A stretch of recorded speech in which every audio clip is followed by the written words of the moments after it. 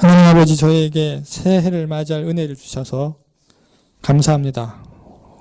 올해에도 이렇게 주 앞에 나와 예배드릴 수 있는 은혜를 주셔서 감사합니다. 저희를 주의 백성 삼으시고 자녀 삼아주시니 감사합니다. 주여, 저희의 일상 가운데 함께하여 주옵소서. 제가 늘 하는 일을 주께 하듯 주를 기쁘시게 하는 식으로 감당할 수 있게 허락하여 주옵소서. 우리의 모습 가운데 베데스다 연못에 38년 된 병자처럼 누워있고 쓰러져 있는 부분이 있다면 주여, 저에게 자리를 들고 일어서라고 말씀하여 주옵소서. 안팎으로 큰 위기에 처한 이 나라를 불쌍히 여겨주시고 굽어진 것이 바로잡히고 의와 공도를 행하는 나라가 되도록 붙들어 주옵소서. 올해도 주는 저희의 주인 되시고 우리는 주를 따르는, 주를 순종하는 자들 될 수 있도록 붙들어 주옵소서. 주의 말씀이 힘을 얻고 저희 심령을 깨뜨리고 다스려 주옵소서. 주의 말씀에 떠는 자들이 되게 성가교회 교인들을 붙들어 주옵소서. 주의 사랑과 두려움을 동시에 알아 큰 안식 가운데 근신하며 주를 따르는 자들이 될 수 있도록 복 내려 주옵소서. 이 시간 말씀 전하는 자에게 능력을 더하여 주시고 듣는 저희의 마음을 열어주시며 저희에게 주께 주목하며 주께 순종하는 자들이 될 수 있도록 붙들어 주옵소서. 예수님 이름으로 기도합니다. 아멘.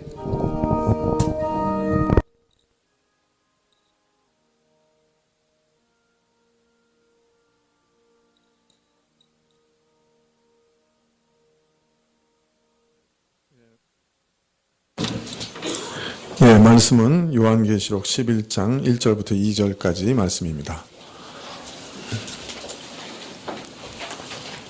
예, 요한계시록 11장 1절부터 2절. 예, 다 같이 봉독하시겠습니다. 1절과 2절. 또 내게 지팡이 같은 갈대를 주며 말하기를, 일어나서 하나님의 성전과 제단과 그 안에서 경배하는 자들을 청량하되 성전 마당은 청량하지 말고 그냥 두라. 이것을 이방인에게 주었은즉 저희가 거룩한 성을 42달 동안 짓밟으리라. 예. 예. 은혜구역 특성이 있겠습니다. 왜요? 네.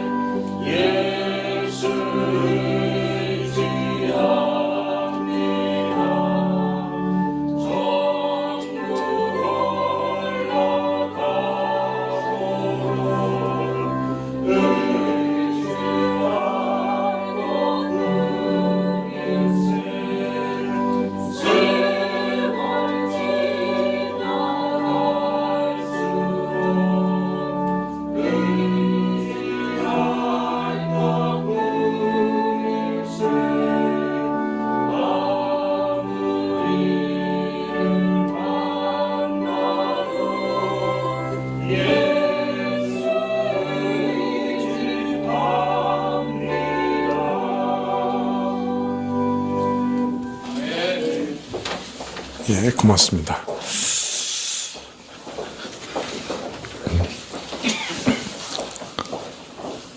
요한이 천사의 손에서 작은 책을 받아 먹었습니다. 입에서는 꿀같이 달았지만 먹고 나니 배에서는 매우 썼습니다. 왜 배에서 이렇게 많이 쓰게 되었느냐? 그것은 먼저 요한이 받아 먹은 책의 내용을 전파하는 일이 매우 어려웠기 때문이었죠. 그것을 듣는 사람들의 마음이 몹시 완악하고 대적하는 자들이었기 때문에 그 말씀을 전하는 일이 이처럼 쓰디쓴 일이 되는 것입니다. 더하여 그 전하는 내용도 참 쓰디쓴 것이었습니다.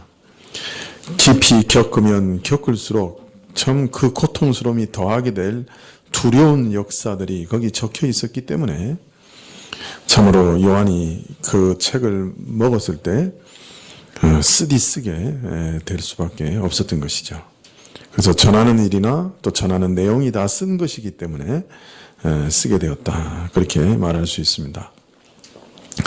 요한은 그 먹은 내용을 천하 만국에 예언하라는 음성을 다시 듣습니다. 천하 만국이라고 말씀을 드렸지만 정확하게는 많은 백성과 나라와 방언과 임금이라 그렇게 말하고 있습니다.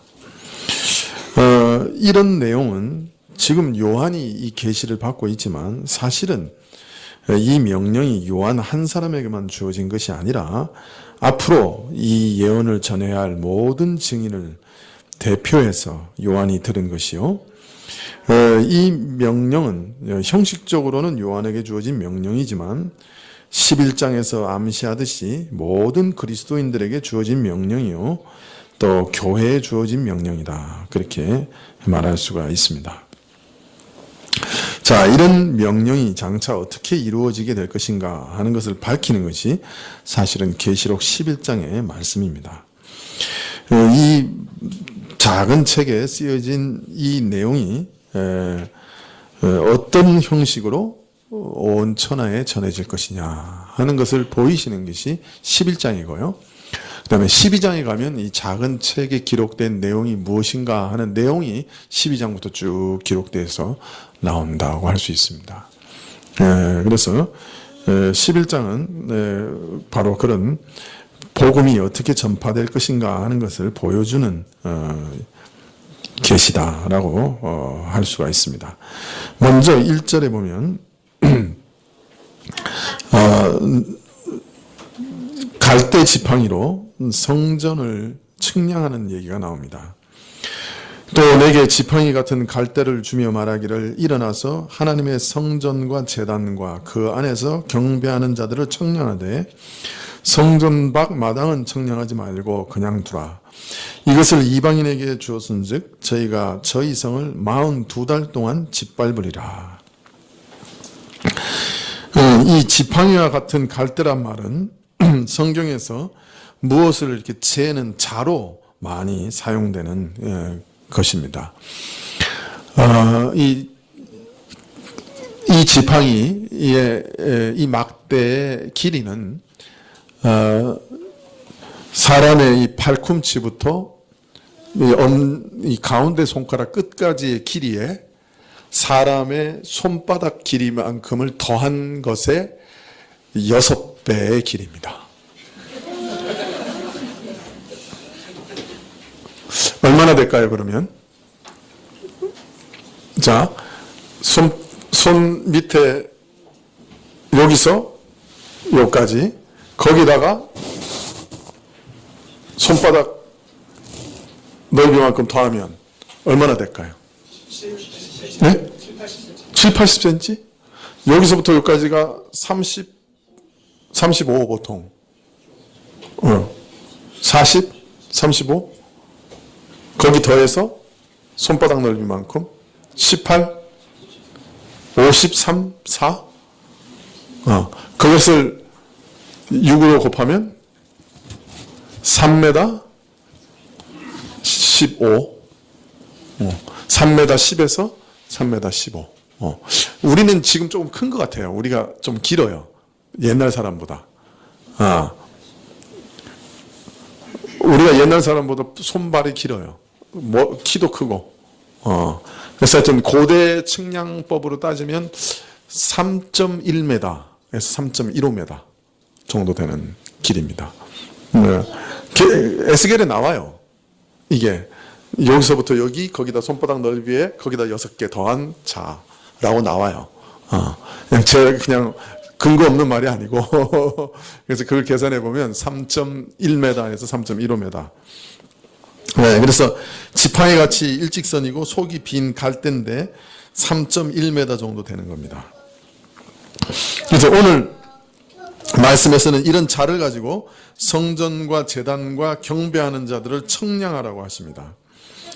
사실 이런 내용은 새로운 것이 아니에요. 보면 에스겔은 장차 하나님께서 다시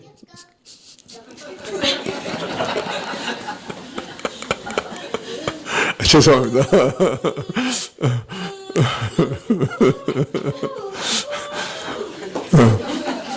과자를 먹으면서 노래를 부르면서 제 설교 화음을 이루는 그 묘한 그걸 어떻게 설명해야 할지. 그래서 이 에스겔에 보면 이런 측량하는 일이 있어요. 또 스가랴에서도 다림줄이라고 하는 걸 가지고 예루살렘과 성전을 이렇게 재건하시고 회복하실 일을 예언하고 계시죠. 자, 그러면 오늘 갑자기 이렇게 툭 튀어나오잖아요. 갈대 지팡이 하나 주면서 하나님의 성전과 제단과 그 안에 있는 경배하는 자들을 측량하라. 이렇게 딱 얘기하시니까 도대체 이게 무슨 말이냐 말이에요. 이거 무슨 의미냐 말이에요. 측량한다고 하는 말이 도대체 무슨 의미일까요?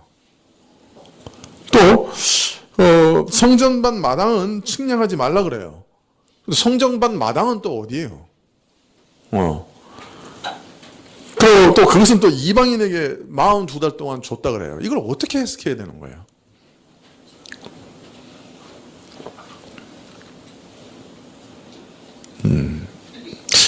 네, 여러분한테 해석하라고 얘기하지 않겠습니다. 네, 그러면 제가 이제 그만둬야죠. 제가 해석해야 되는데, 자, 그러면 어떻게 해석해야 되는 겁니까?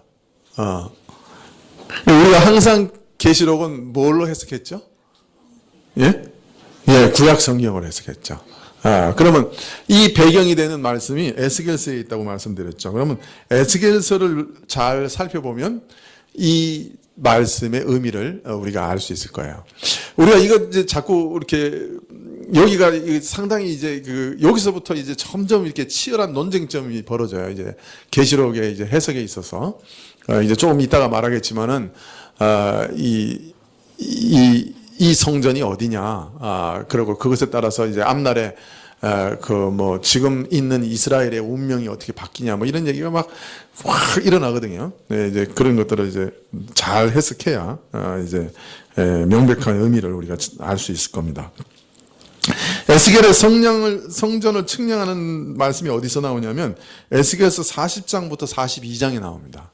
꽤 길게 나오는데요. 사실은 48장까지가 성전 측량에 대한 다른 그 부속적인 그 말씀들이 거의 다 나오는 거예요. 그러니까 어떤 면에서는 40장부터 48장 그 에스겔 마지막 절까지 전부 성전 측량에 관한 얘기예요, 사실은. 근데 성전을 딱 측량하는 장면은 40장에서부터 42장까지입니다. 이제 거기를 좀 보면 오늘 이 말이 불쑥 튀어나와 있는 이 말이 무슨 의미인가, 갑자기 튀어나온 이 말이 무슨 말인가 하는 걸 이해할 수가 있습니다. 자, 에스겔서 40장 1절부터 5절까지 누가 한번 읽어주시겠어요? 지난번에 누가 청아한 음성으로 한번 읽으셨는데? 강 집사님. 예, 에스겔서 40장 좀 긴데 1절부터 5절까지. 예. 우리가 사로잡힌 지 15년이요 성이 한달 된 후 14년 정월 10일 곧 그날에 여호와의 권능이 내게 임하여 나를 데리고 이스라엘 땅으로 가시되 하나님의 이상 중에 나를 데리고 그 땅에 이르러 나를 동산 위에 내려놓으시는데 거기서 남으로 향하여 성은 평상 같은 곳이 있더라.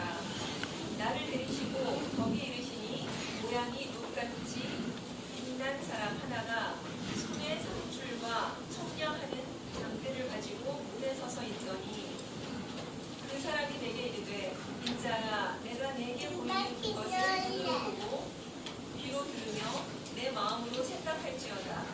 내가 이것을 내게 보이려고 이리로 데리고 왔나니 너는 본 것을 다 이스라엘 족속에게 구할지어다 하더라. 내가 본즉 집 바깥 차면으로 담이 있더라. 그 사람이 손에 청량하는 장대를 잡았는데 그 잔이 팔꿈치에서 손가락에 이르고 한 손바닥 넓이가 더한 자로 6척이라. 그 담을 청량하니 두께가 한 장대요 고도 한 장대며. 네. 여기 보니까 장대 길이 나오죠? 예, 손바닥 하나 넣으면 더해서 여섯 척이라 그랬으니까. 자, 예루살렘이 함락된 지 14년 후에 정월 10일에, 정월 10일이 뭐 하는 날이죠? 유월절 어린 양을 선택하는 날이에요. 그래서 사실은 유월절을 준비하는 기간이 시작이죠. 예루살렘이 함락된 지 14년 정월 10일에 이게 다 의미가 있는 글자인데 그 나중에 에스겔 설명할 때 말씀드리고, 하나님의 권능이 에스겔에게 임하여서 이상 중에 그를 데리고 이스라엘 땅으로 가셔서 극히 높은 산 위에 내려놓습니다. 그 산에서 에스겔이 남쪽을 바라보니 성읍 모양 같은 것이 보였지요. 하나님의 권능이 그를 데리고 성읍 같은 곳에 가니 모양이 녹같이 빛난 사람 하나가 손에 삼줄과 청량하는 장대를 가지고 문에 서 있었습니다. 자, 그러니까 지금 이게 진짜 간 거예요? 예루살렘에? 아니면 이상 중에 간 거예요? 이상 중에 간 거예요. 이상 중에 지금 환상을 보고 있는 거예요. 자, 그런데 여기 등장하는 사람이 놋같이 빛나는 사람이라고 하는 것이 중요해요. 이 놋같이 빛나는 사람이라고 하는 것이 다니엘이나 에스겔이나 이런 데서 두 분이 나오는데 한 종류는 천사장, 그죠? 천사장이고 또 한 분은 누구예요? 여호와의 사자. 그러니까 메시아란 말이에요. 앞으로 오실 메시아. 이 둘 중에 하나인데 이 녹같이 빛난 분이 누구냐? 우리가 지금 계시록 1장에서도 보면 그 태양같이 빛나는 분이 나오잖아요. 그리고 똑같은 것을 얘기하고 있는 건데, 놋이라 그러니까 우리는 빛난다 그러니까 이상하지만 이 옛날에 그 청동기는 황금같이 빛났어요. 황금 색깔로 그렇게 빛나는 거예요. 요새 청동기 보면 어때요? 녹이 설어가지고 다 녹색이잖아요. 그 볼품이 없잖아요. 근데 그걸 닦아내고 이렇게 비치면 태양같이 뭡니까? 황금같이 빛나는 거예요. 그러니까 지금 녹같이 빛난다는 말은 진짜 이게 그 황금같이 빛난다는 그런 의미예요. 그런데 이제 이분이 누구냐? 녹같이 빛나는, 어떤 면에서는 태양같이 빛나는, 황금같이 빛나는 분이 누구냐? 43장에 보면 이분이 에스겔에게 명령하는데 이렇게 하라고 명령하신 다음에 그 다음에 나 여호와가 말하노라 이렇게 얘기해요. 그러니까 이분이 말하면 하나님이 말하는 것과 똑같은 분이에요. 그러니까 자신과 하나님을 구분하지 않고 말씀하시는 특별한 분이에요. 그러니까 하나님이시죠. 그런데 또 하나님과 구별되는 분이에요. 그래서 녹같이 빛나는 사람의 형상으로 등장하세요.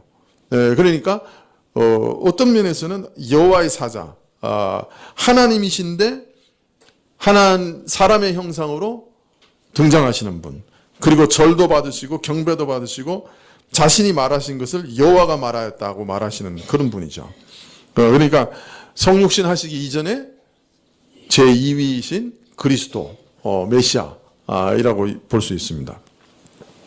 이분이 지금 손에 삼줄과 청량 장대를 들고 이스라엘 가운데 극히 높은 산에서 성읍을 건축하려고 하시는 광경을 에스겔이 본 거예요. 에스겔은 지금 이미 다 무너졌죠. 예루살렘과 성전이 재건되어 회복될 것을 보고 있는 것이고, 그것도 하나님께서 친히 그 도성과 성전을 건축하실 것을 보고 있는 것입니다. 그리고 43장에 보면 새롭게 만들어질 이 성전에 하나님의 영광이 임하시고, 48장에 보면 48장 35절에 이 도성의 이름을 여호와 삼마라고 합니다. 그러니까 지금 환상 중에 앞으로 건설될 예루살렘을 측량하고 앞으로 건설될 성전을 측량하신 거예요. 그리고 그 성전에 앞으로 하나님의 영광이 임하실 것을 에스겔이 목도하고 있고, 그 다음에 이 회복되는 예루살렘의 이름을 여호와 삼마라 그렇게 이름을 붙이십니다. 여호와 삼마는 하나님께서 거기 계신다 하는 뜻입니다. 그래서 즉 하나님의 성전과 예루살렘을 다시 이제 건설하시고 거기 거하실 것을 보이고 계시는 장면인 거죠. 예. 자, 그런데 왜 성전을 재건하는 것이 이렇게 중요한 것이냐? 왜 그 성전을 건설하시고 예루살렘을 건설하신 다음에 저들과 함께 하신다는 이름을 붙이시느냐? 이것이 약속의 핵심이기 때문에 그래요. 에스겔서 36장에 보면 이스라엘의 미래에 대해 약속하시기를 그 회복의 핵심이 하나님께서 다시 저들과 화평의 언약을 맺으시고 저들 가운데 성소를 두고 영원토록 저들과 거처를 함께 하실 것이다 라고 밝히고 계십니다. 그러니까 죄로 인해서 버림받은 이스라엘에 하나님이 다시 돌아오시고 저들에게 성전을 만드시고 그 성전 가운데 영원히 거하시겠다 이렇게 약속하고 계시는 거예요. 근데 이제 이 약속이 먼저 성전 재건의 형태로 계시되고 있는 거예요.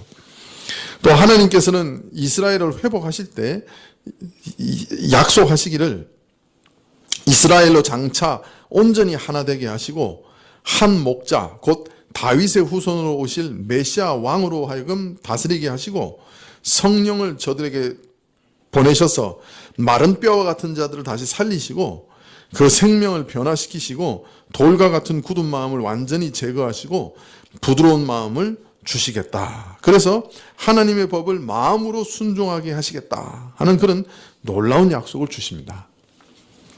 즉 메시아가 오셔서 성령으로 다스리고 통치하시리라 하는 약속을 하신 것이죠. 그리고 이 약속의 실현을 40장부터는 새 성전과 새 예루살렘을 건축하는 모양으로 계시하고 있는 것이죠. 이렇게 약속이 실현될 것이다 라고 보여주고 계시는 겁니다. 자, 여기서 말하는 높은 산이나 성읍 형상 같은 것은 1차적으로 시온과 산과 예루살렘을 가리키는 것이지만 그러나 실제로는 지금까지 내용을 보면 그 이상의 것을 가리킨다 하는 것을 알 수 있습니다. 메시아가 오셔서 다스리실 것이고 성령을 보내시고 그래서 죽은 사람들의 마음, 뼈와 같은 사람들에게 다시 부활의 생명을 주시고 돌과 같은 굳은 마음을 재버리시고 부드러운 마음을 주신다. 이것은 언제 이루어진 거예요? 예수님께서 초림하시고 오순절날 성령이 오심으로 그 이후에 이루어진 일이죠.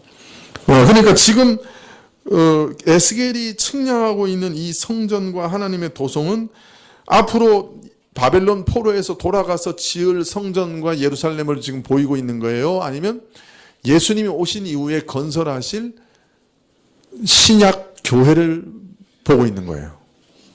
네, 신약 교회를 보고 있는 거죠.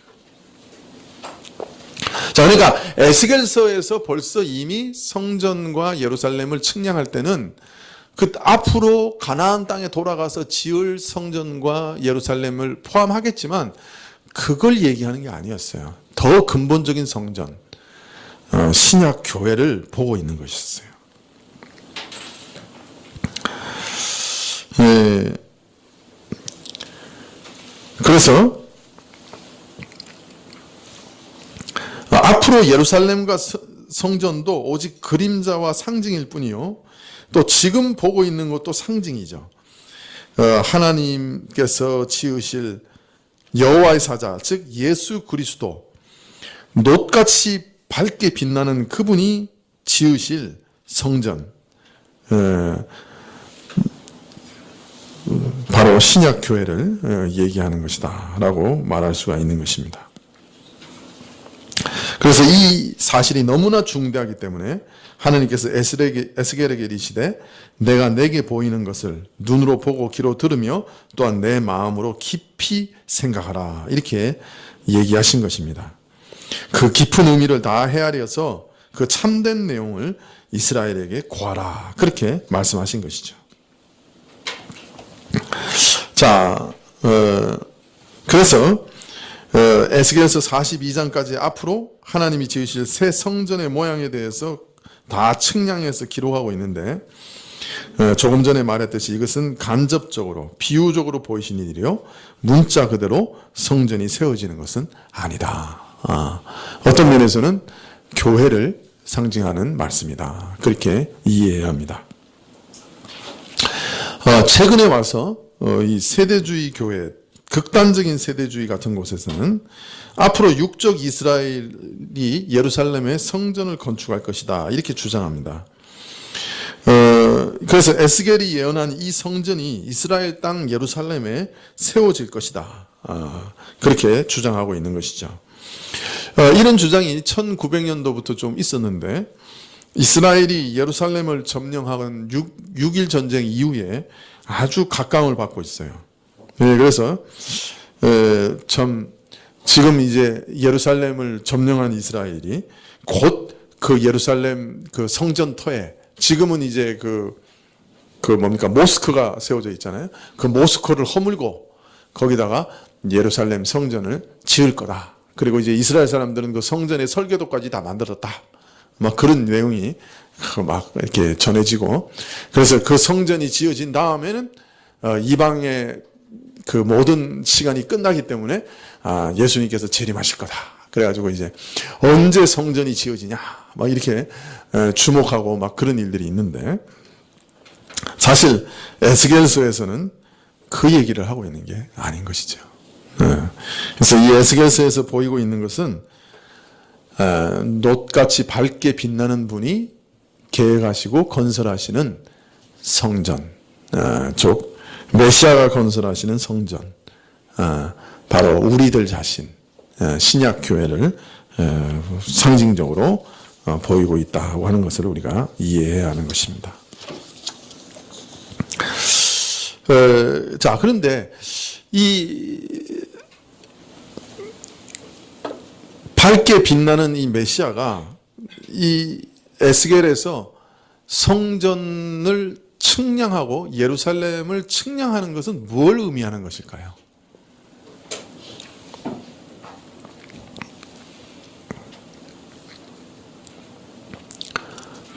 이 에스겔서에 보면 바로 이 측량 행위는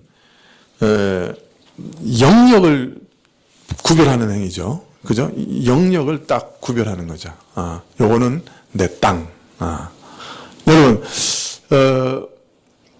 혹시 땅 따먹게 해보신 분들 있어요? 네? 이렇게 네모난 땅에다가 돌 같은 거 탁 쳐가지고 그 지역 안으로 다시 돌아오면 그까지 된 거는 다 자기 땅이죠. 예.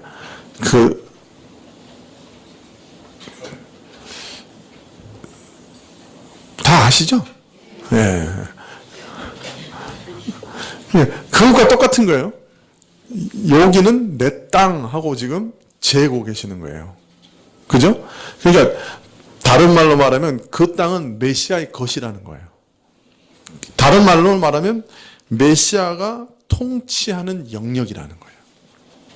그러니까 메시아가 다스리시는 영역, 메시아의 땅, 메시아의 것이라는 거예요. 네. 그래서 메시아가 건설하시고 메시아가 다스리시고 메시아의 것으로 선포하실 땅이라는 거예요.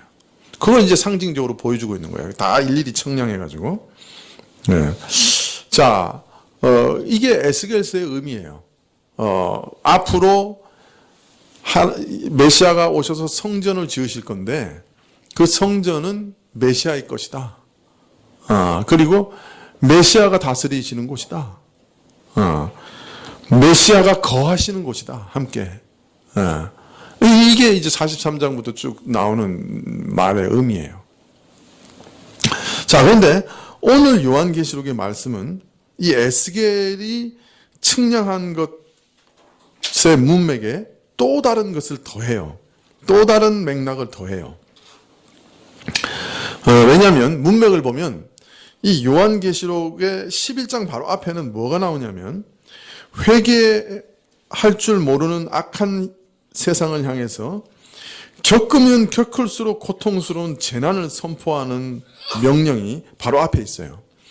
그러니까 온 세상에 선포되는 재난의 역사가 바로 앞 구절에 나와요. 온 세상에 전파되는 고난의 역사, 그 다음에 성전을 측량하라. 그 다음에 나오는 말씀이 뭐냐면 성전 마당은 이방인에 주어 짓밟히게 하라. 이렇게 나와요. 자, 그러면 온 세상에 임하는 쓰디쓴 심판의 역사, 재난의 역사 올 것이다. 성전을 측량해라. 그런데 성전의 일부는 이방인들에게 짓밟힐 것이다. 그러면 성전이 측량한 곳은 어떻게 하시겠다는 거예요? 지키시겠다는 거죠. 그죠? 지키신다는 말이 되죠. 무슨 말인지 이해되시죠? 네. 재난과 이방인의 침략으로부터 지키는 영역을 표시한 거죠. 그러니까 지금 성전을 측량하셨다는 말은 뭐가 되는 거예요? 여기는 내가 거하는 곳, 여기는 내 것, 여기는 내가 다스리는 곳. 더해서 요한계시록에서는 어떤 의미가 들어가는 거예요?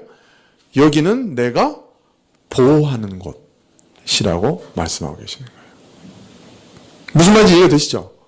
네. 그래서 왜 측량하셨느냐? 여기는 내 것이고 여기는 내가 함께 임재하고 거하는 곳이고 여기는 내가 다스리는 곳이다 라고 하는 맥락이 에스겔에 있었다면 요한계시록에는 그 의미에 더해서 그래서 여기는 내가 보호하는 피난처다 라는 의미가 거기 포함되어 있는 것입니다. 온 땅을 휩쓸 재난으로부터 피할 곳이요 이방인의 침략으로부터 피할 곳이다 라고. 그래서 이 영역, 내가 자로 잰 이 영역은 안전한 피난처가 될 것이다. 그런 뜻입니다. 근데 좀 살펴보면 청량의 대상이, 자로 잰 대상이 성전만 아니에요. 제단과 성전에서 예배하는 자들이 다 포함됩니다. 즉, 제단이라고 하는 것은 뭘 상징하는 것이겠어요? 하나님께 예배드리며 하나님께 모든 교통하는 것이요 하나님의 은혜와 축복을 받는 곳이죠. 제사 지내면서 기도하면서. 그렇기 때문에 영적 삶의 모든 질서와 기도와 또 여기서 예배하는 사람들을 보호한다고 하니 예배와 이런 모든 영적 신령한 것들을 보호하실 것이다 라는 의미가 될 것입니다. 교회 안에 있는 모든 신령한 것들, 진정한 진리들, 그 진리를 가지고 예배하는 모든 예배들, 예배 가운데 드리는 모든 기도와 영적인 모든 삶을 하나님께서 온전하게 보호하실 것이다. 그렇게 말씀하고 있는 것입니다.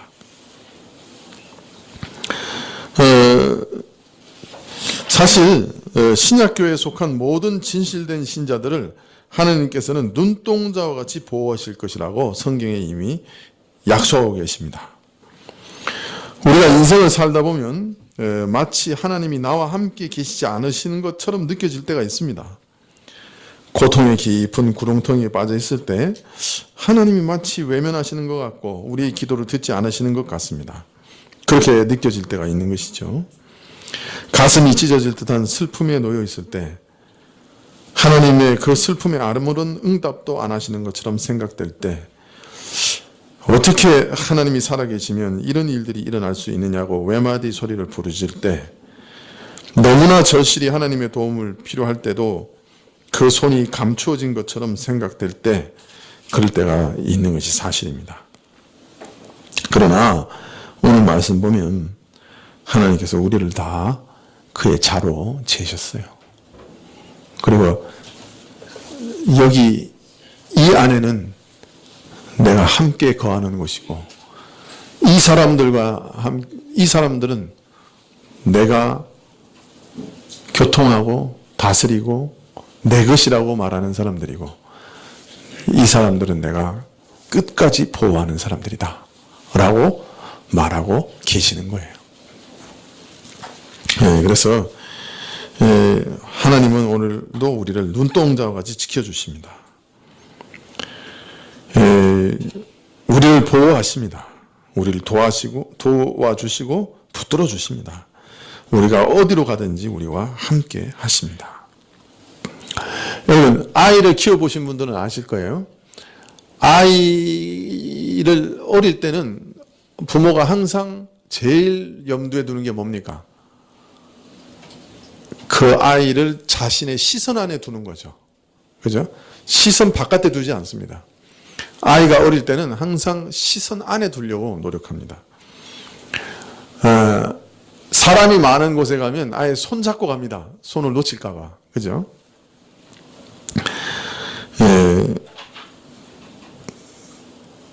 어린아이가 항상 아버지의 시선 안에 있는 것처럼 우리가 인생을 살아갈 때 우리 힘으로 우리 마음대로 살아가려고 할 때조차도 하나님께서 그 눈을 거두지 않습니다.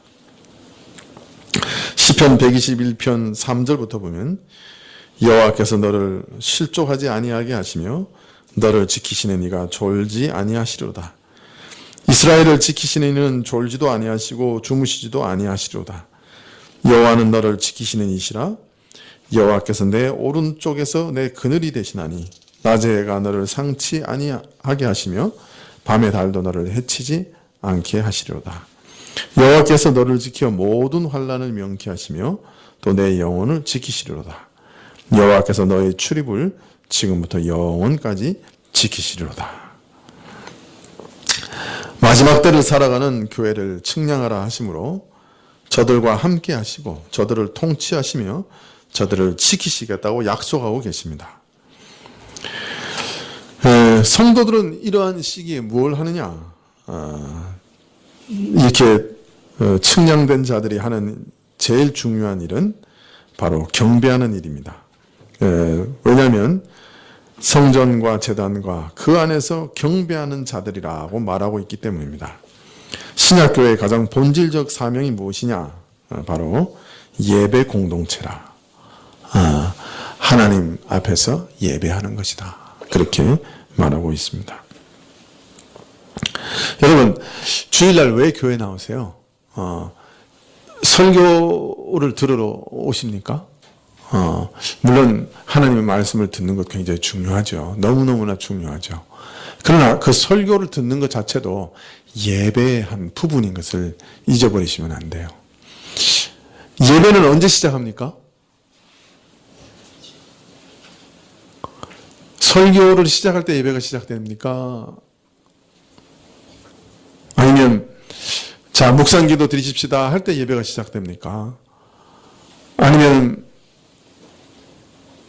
선창자가 나와서 찬양을 시작할 때부터 예배가 시작됩니까? 언제 예배가 시작됩니까?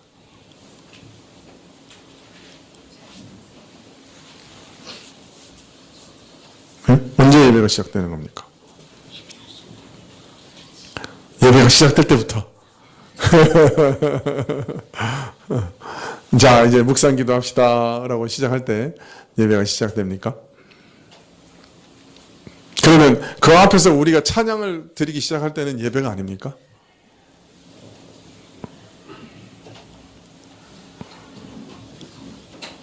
그건 준비 찬양입니까? 예배도 준비 예배가 있습니까?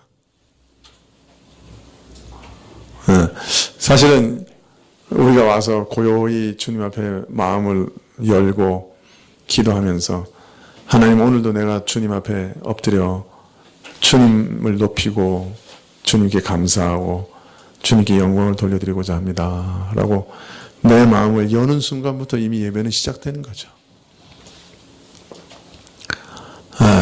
근데 이게 참 이상해요. 말씀도요.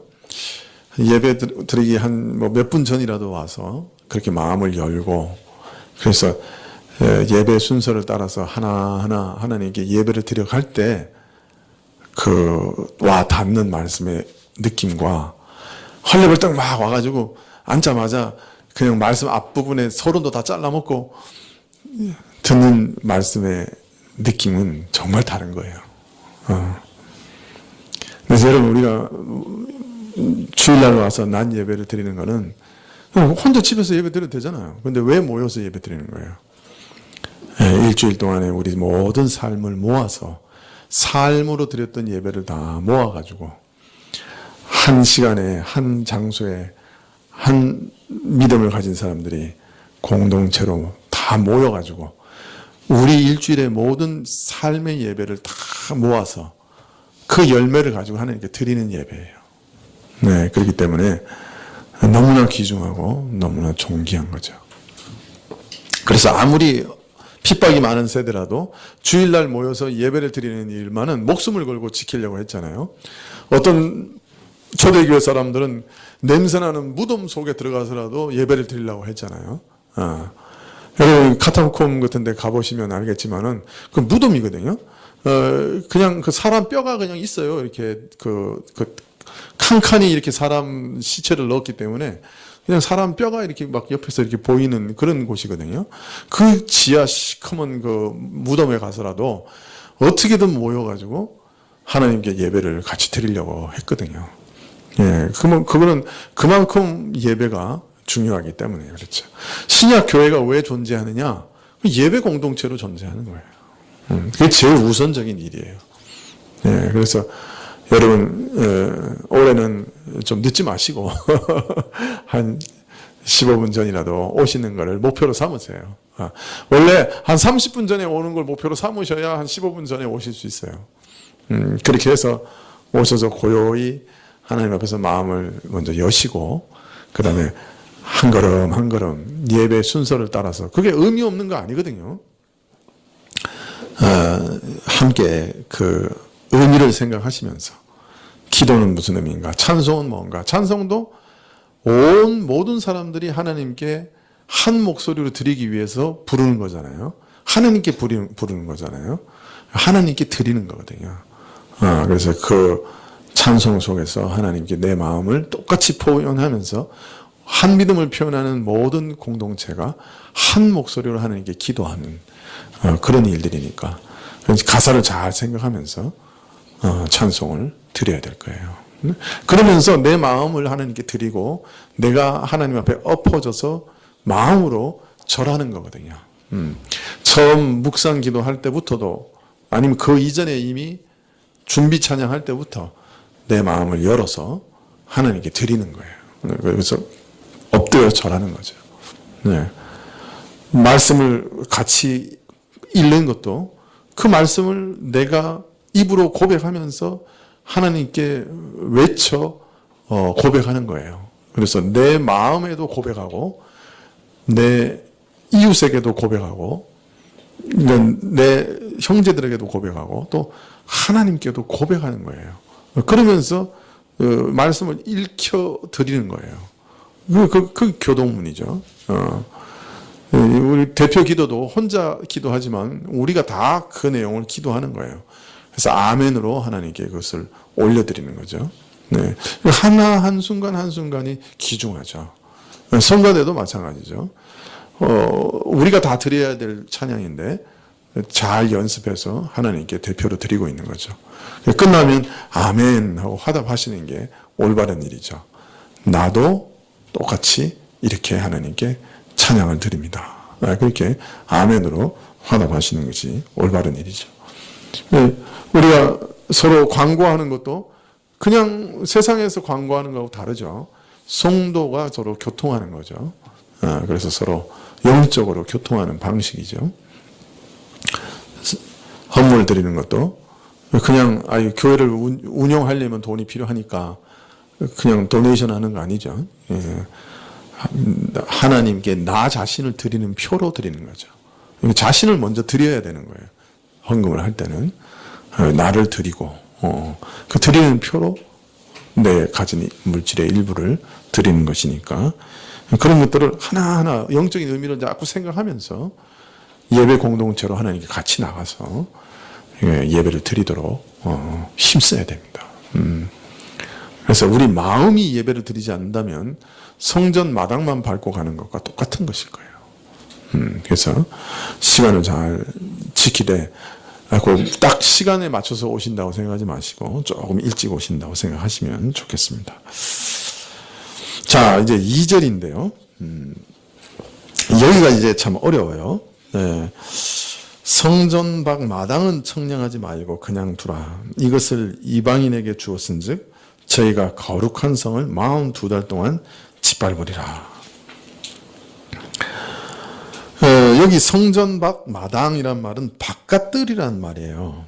네, 그런데 이것이 성전의 어떤 장소를 말하느냐 하는 것이 문제입니다. 이 헤롯 성전 이제 한 AD 70년에 멸망했기 때문에 계시록을 기록할 때 한 20여 년 전에 멸망해 버렸죠. 이 헤롯 성전에서 바깥들은 이방인들이 예배드리는 뜰이었어요. 예.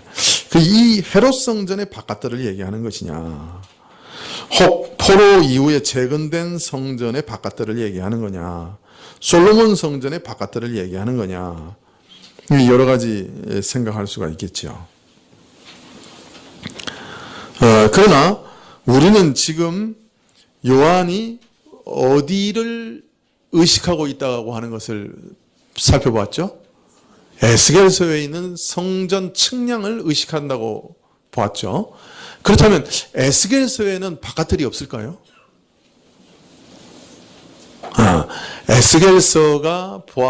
에스겔이 보았던 환상 속에 보았던 성전에도 바깥들이 있어요. 그래서 사실 여기 계시록에서 나오는 바깥들의 의미는 제가 보기에는 에스겔에서 환상 속에 봤던 바깥들이라고 저는 생각해요. 이렇게 이해하는 사람이 아무도 없어요, 사실은.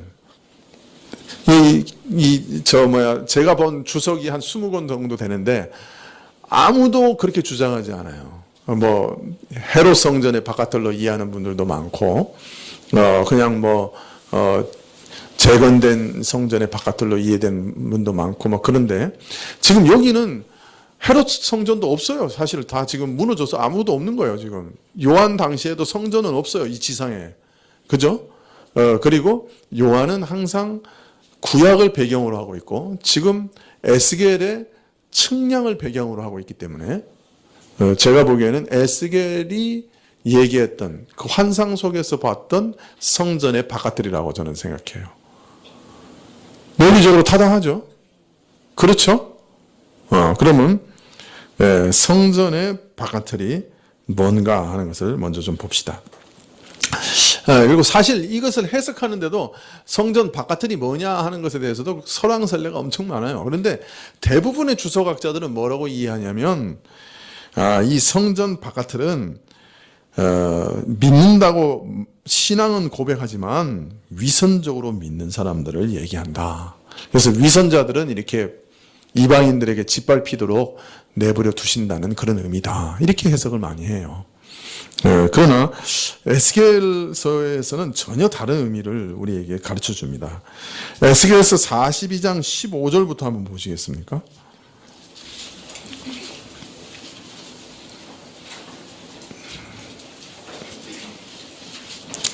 15절부터 20절까지 누가 한번 읽어주시겠어요?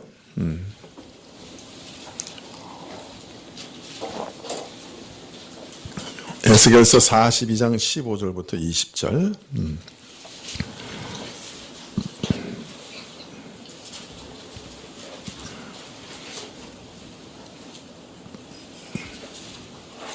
그가 안에 있는 전 청량하기를 마친 후에 나를 데리고 동양한 문길로 나가서 사면담을 청량하는데 그가 청량하는 장대 곧 그 장대로 동편을 청량하니 500척이요 그 장대로 북편을 청량하니 500척이요 그 장대로 남편을 청량하니 500척이요 서편으로 돌이켜 그 장대로 청량하니 500척이라 그가 이와 같이 그 사방을 청량하니 그 사방 방 앞마당과 앞마당의 장과 방이 500척씩이라 그 담은 거룩한 것과 속된 것을 구별하는 것이더라. 우선 에스겔의 성전을 보면 성전 구역을 둘러싼 담이 있습니다. 그 안에 안뜰이 있고 안뜰에는 성소와 지성소와 그리고 여러 부속 건물이 자리 잡고 있습니다. 이처럼 성소와 안뜰을 얘기하신 후에 마지막 부분 42장 15절 이하를 보면 사방이 500척이나 되는 상당히 넓은 구역이 나옵니다. 그것을 둘러싼 담이 있다고 말하고 있고, 즉 여기를 바깥들이라고 할 수 있는 구역을 말하고 있습니다. 그런데 여기서 주목해 보아야 할 말씀은 그 구역의 담장을 가리켜서 거룩한 것과 속된 것을 구별하는 담이다, 이렇게 말하고 있습니다. 말하자면 성전뿐만 아니라 이 바깥들도 다른 곳으로부터 거룩하게 구별된 장소라 하는 말인 것이죠. 자, 그런데 오늘 요한계시록에 보면 성전 밖 마당은 청량하지 말고 그냥 두라, 이것을 이방인에게 주었은즉 저희가 거룩한 성을 42달 동안 짓밟으리라, 이렇게 나옵니다. 자, 에스겔은 바깥들까지 측량했는데요, 오늘 이 요한계시록에는 바깥들은 측량하지 말고 버려두라고 얘기하고 있어요. 그리고 이곳은 이방인에게 내어준 바 되었으며 저들이 42달 동안 거룩한 성을 짓밟으리라, 이렇게 얘기하고 있습니다. 즉 이곳 역시 거룩한 성소와 마찬가지로 담으로 거룩하게 구별된 뜰인데 이곳은 이방인에게 내어준 바 되고 짓밟히게 내버려 두었다, 그런 말이죠. 이게 무슨 뜻일까요? 이것은 하나님의 교회를 대적하는 세력이 교회의 거룩한 영역에 속한, 교회에 속한 일부 영역이라고 할 수 있는 그곳까지 침투해서 들어오고 파괴하고 짓밟을 것을 뜻한다고 볼 수 있는 것입니다. 그래서 이 일을 두고서 말하기를 거룩한 도성을 저들이 짓밟을 것이다 라고 말하기도 한 것이죠. 말하자면 바깥들이 저들에게 내어준 바 된 이 일은 거룩한 영역이 여기서부터는 거룩하고 여기서부터는 거룩하지 않다고 하는 담이 무너진 걸 말하는 거죠. 에스겔에서 우리가 금방 읽었잖아요. 마지막에 담을 경계로 이쪽은 거룩하고 저쪽은 거룩하지 않아요. 근데 그 거룩하다고 한 그 담을 뛰어넘어 바깥들마저도 이방인에게 짓밟힐 것이라고 하는 말은 무슨 의미가 되겠어요? 교회의 거룩한 것들 중에 이방인들에게 짓밟히는 것들이 상당히 있을 것이다 라고 하는 얘기가 될 것입니다. 그래서 따라서 이 내용은 하나님께서 내 천사로 하여금 땅의 내 바람을 제거하시고 땅을 해할 권세를 가진 내 천사로 하여금 하나님의 인맞은 자를 인치시는 일이 끝날 때까지 땅을 해하지 말라고 하신 말씀과 조금 다른 뜻을 갖게 될 것입니다.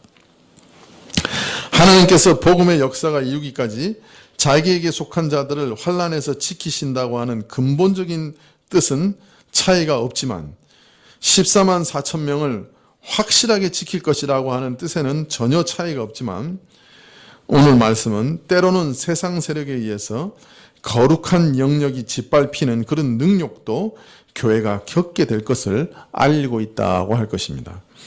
교회의 역사는 이처럼 항상 순탄하지 않고 그저 그 영적 권세와 세력이 날로 확장되고 확대되는 그런 일만 겪는 것이 아니라는 말입니다. 때로는 거룩한 영역이 이방 세력에 의해서 짓밟히고 그것이 참 안뜰 바로 밖까지 이룰 수 있는 아주 위험한 지경에까지 이룰 수 있는 그런 일들도 있을 것이다 라고 하는 것을 알려주고 계신 것이죠. 그러니까 이것이 이 바깥은 그냥 외식하는 자들이다 이렇게 얘기하고 있는 게 아니라 어떤 면에서 에스겔서에 보면 거기도 교회라 말이에요. 그죠? 거기도 그 담벼락 안에는 거룩한 곳이야. 교회야. 그런데 그 담벼락 안에 있는 거룩한 곳까지 짓밟힐 것이라고 하는 것은 교회가 매우 위험한 지경에 이를 수 있다 하는 것을 보여주는 하나의 상징이라고 할 수 있습니다. 그래서 어떤 면에서 14만 4천, 어떤 면에서는 성소, 거기는 하나님께서 측량하셔서 절대로 이것은 넘지 못한다. 이것은 마지노선이다. 이것은 넘지 못할 선이다. 라고 지키시는 부분이 있는가 하면 교회의 많은 부분들이 또 이방인들에게 짓밟히는 그런 불행한 일도 겪게 될 것이다. 라고 예언하고 계신 것입니다. 마지막으로 이 짓밟히는 기간에 대해서 42달이라고 알려주셨는데요. 우리가 이미 공부했죠. 42달은 3년 6개월을 뜻하는 것이죠. 그리고 이 숫자는 예수님의 초림부터 재림까지 기간이다. 그렇게 말씀을 드렸습니다. 예수님의 초림부터 재림까지 하나님의 인치심을 받은 14만 4천의 거대한 이스라엘의 무리가 형성되고 보호받을 것이지만 오늘 말씀은 조금 다르게 말합니다. 이 땅에 이런 혹독한 재난이 닥치는 가운데 참 이방 세력에게 세상 세력에게 교회가 짓밟힘을 당할 것이고 바로 안뜰 직전까지 내어줄 수 있다. 거룩한 영역이 짓밟힐 수도 있다 하는 것을 알리고 있는 것입니다. 교회가 겪을 일들은 결코 쉽지 않은 것이죠. 바깥들을 넘어서 안뜰 직전까지 절대로 이것만은 뚫려서는 안 된다고 하는 그 직전까지 이방인의 세력이 뚫고 들어올 것이다. 그렇게 말하고 있는 것입니다. 교회사를 보면 얼마나 위험한 때가 많았습니까? 로마 황제가 자기 우상을 세우고 모든 성경을 불태우라고 명령하고 그 우상에게 절하지 않은 사람은 죽이든지 광산에 보내든지 그런 명령을 내렸습니다. 사람들은 줄을 서서 우상에게 절했고 많은 신자들이 배교했습니다. 심지어는 감독들 중에도 배교해서 우상에게 가서 절하고 목숨을 건진 사람도 많았고 또 많은 사람들은 순교도 하고 어떤 사람들은 광산에 끌려가서 혹독한 어려움을 겪기도 했습니다. 어떤 사람은 돈을 주고 사서 우상에게 경배했다는 증서를 사기도 했습니다. 많은 돈을 들여서. 그럴 때 참 교회는 이제 거의 끝장이 났다. 그렇게 생각한 적도 있었죠. 또 교회가 삼위일체 교리를 세울 때는 그 아리우스라고 하는 아주 무서운 이단이 일어났고 심지어는 황제의 측근, 황제 아내를 뭐라 그러죠? 황후가 아리우스주의를 지지하고 그래서 아다나시우스나 이런 사람들이 귀향을 가기도 하고 그래서 그 황실이 이단을 지지했어요. 삼위일체 교리를 세울 때. 그때 봤을 때는 이제는 참된 교리는 완전히 무너지고 다시는 살아날 수 없을 것 같이 보였습니다. 정말 교회가 끝장이 났다. 올바른 교리가 끝장이 났다. 그렇게 생각될 때도 있었죠. 게르만 민족이 침입했을 때는 유럽 전역의 모든 복음의 불꽃이 다 꺼져 버렸습니다. 유럽에서 복음을 전할 수 있는 곳이 없었어요. 다 흑암으로 덮여버렸어요. 그럴 때 아일랜드에 있는 아주 작은 켈트족의 수도원에서 다시 복음이 온 유럽으로 전파되기 시작합니다. 그래서 암흑천지였던 유럽을 이 아일랜드에 있는 켈트족의 수도원, 아주 조그만 수도원들에서 보호하고 있었던 문서들과 복음서들과 이런 것들로 인해서 다시 유럽이 재복음화됩니다. 만약 그 당시 유럽을 본다고 하면 유럽이 그리스도 문명이 살아날 것이라고 누가 예측이나 했겠습니까? 일제시대 때 신사참배하지 않으면 참으로 예배를 드릴 수 없는 그런 절박한 상황 가운데서 이 민족의 교회가 살아남을 수 있겠다고 누가 예측이나 했겠습니까? 오늘날 교회의 모습은 어떻습니까? 참 부패와 그 내부적인 모순으로 인해서 참 완전히 무너져 버리는 것이 아닌가, 참 안타깝고 슬픈 마음이 한이 없습니다. 기독교 인구가 1000만이 넘어서 우리나라 그 종교 인구 중에 1위가 됐다고 종교 센서스에서 발표가 났어요. 예, 그래서 좋아했더니 어떤 분이 다른 통계를 가져왔습니다. 몰몬교와 여호와의 증인과 신천지와 이단을 빼니까 500만이 안 된다는 거예요. 이단이 반이라는. 그래서 좋다고 말았어요.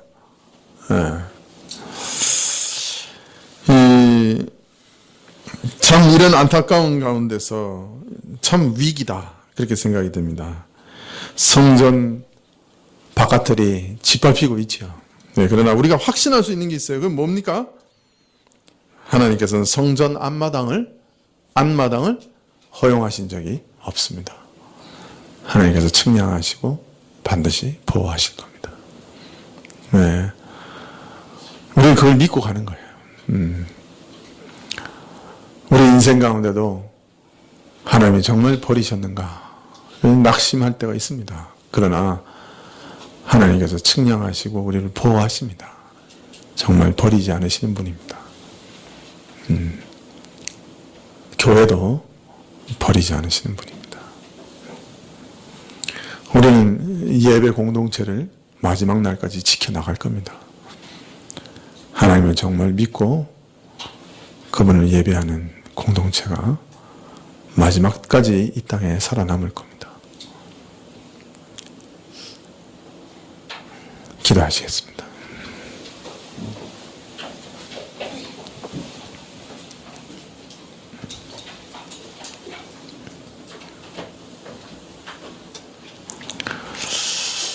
예, 참 하나님께서 측량하시고 보호하시는 주의 나라의 일원으로서 오늘도 주님 앞에 나와 마음을 들어 예배드리고 경배하게 하시는 이 일이 얼마나 놀라운 일인지요. 얼마나 소중하고 얼마나 귀한 일인지요. 이러한 경배를 이 땅에서 드리다가 또 마지막 날 모든 성도들과 천군 천사들과 함께 모두가 한 입으로 삼위 하나님을 찬양할 때 그 영광 중에 우리도 있게 하실 것을 생각할 때 얼마나 놀라운 일인지요.